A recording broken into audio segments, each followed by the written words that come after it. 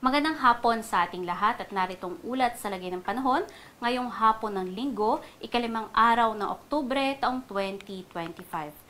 Meron nga tayong dalawang bagyo na binabantayan sa labas ng ating Philippine Area of Responsibility. Yung unang bagyo nga na may international name na si Typhoon Matmo o ito yung dating si Bagyong Paulo.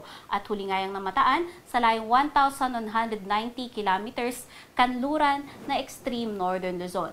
May taglay ito ngayon na lakas ng hangin na umaabot ng 150 kilometers per hour malapit sa sentro at mga pagbugso na umaabot hanggang 205 kilometers per hour.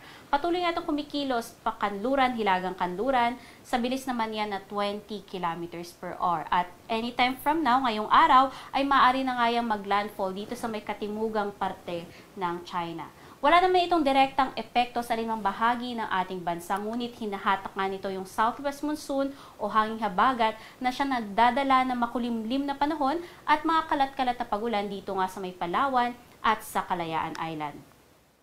Samantalang yung ikalawa naman nating bagyo sa labas ng ating PAR, ito nga yung bagyo na may international name na si Tropical Storm Halong. At huli nga yung namataan sa layong 2,150 kilometers, hilagang silangan nitong extreme northern Luzon.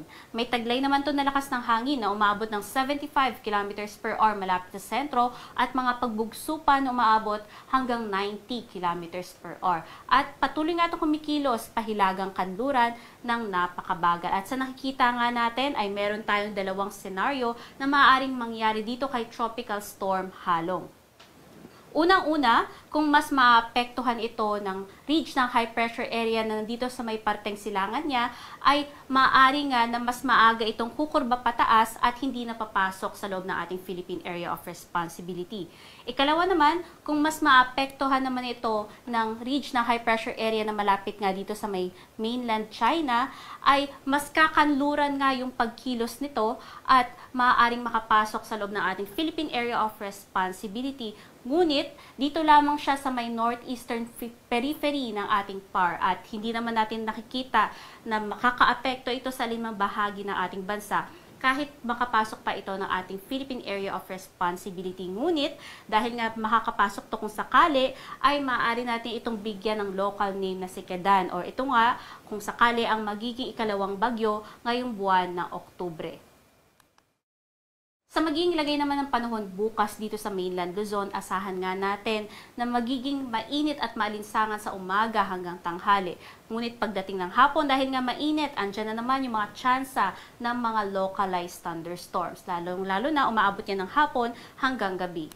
Ang temperatura nga, may kainitan at maaaring umabot 24 to 33 degrees Celsius dito sa may Lawag at sa Tuguegarao at 24 to 32 degrees naman dito sa may Metro Manila at sa Legazpi.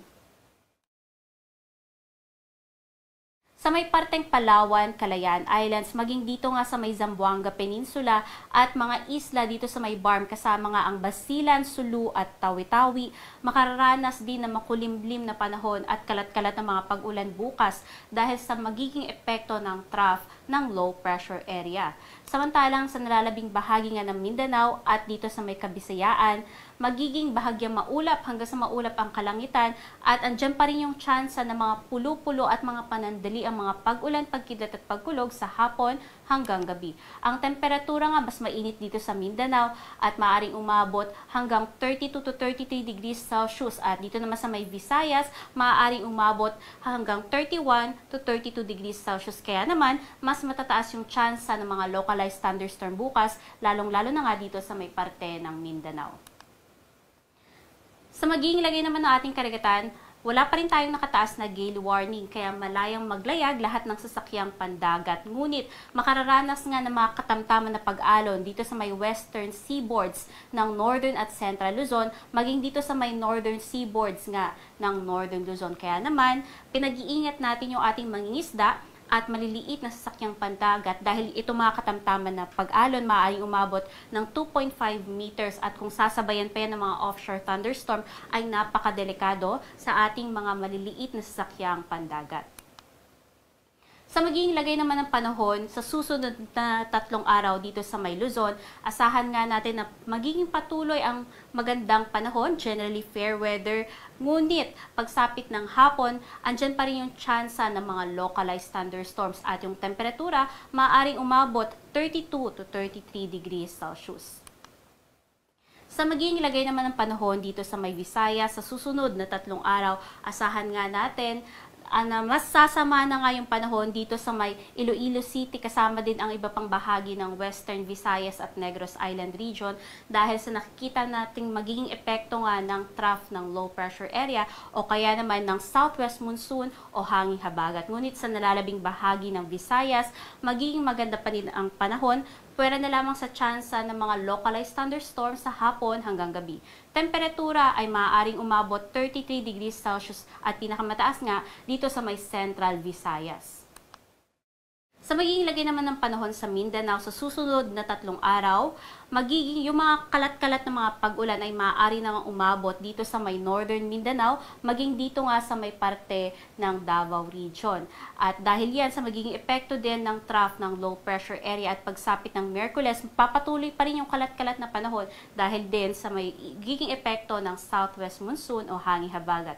Ngunit pagsapit ng Huwebes, mas magiging mainam na nga yung panahon sa malaking bahagi ng Mindanao at makararanas pa rin ng mga tsansa ng mga pulo-pulo at mga panandaliang mga pag-ulan. Temperatura nga maaari ding umabot mula 32 hanggang 33 degrees Celsius. Dito sa Kalakhang, Maynila, ang araw ay lulubog ng alas 5:43 ng gabi at sisikat naman bukas sa madaling araw ng alas 5:46. Manatiling may alam sa lagay ng panahon at bisitahin ang ating mga social media pages sa may X, Facebook at YouTube at isearch lamang ang DOST Pag-asa. At para sa mga karagdagang impormasyon ay bisitahin ang ating website pagasa.dost.gov.ph at para sa mga thunderstorm advisories at rainfall advisories, bisitahin naman ang panahon.gov.ph. At yan ang latest mula dito sa Pag-asa Weather Forecasting Center. Charmaine Varilla, nag-uulat.